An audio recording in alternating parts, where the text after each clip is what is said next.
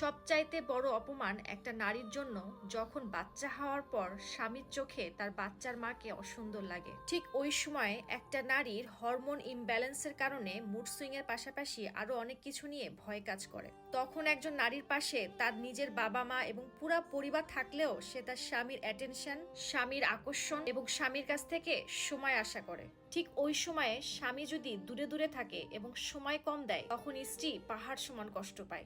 আর ওই পাহাড় সমান কষ্ট নিয়ে সারা রাত জেগে জেগে একটা নবজাতক বাচ্চার খেয়াল রাখা একটা শাস্তির চাইতে কম নয়। পৃথিবীর যত বড় বিশ্বসুন্দরী হোক না কেন, বাচ্চা হওয়ার পর বডি এবং চেহারার পরিবর্তন আসে। দেখুন, আপনি যখন আপনার স্ত্রীকে বিয়ে করেছিলেন তখন কিন্তু সে সুন্দরী ছিল।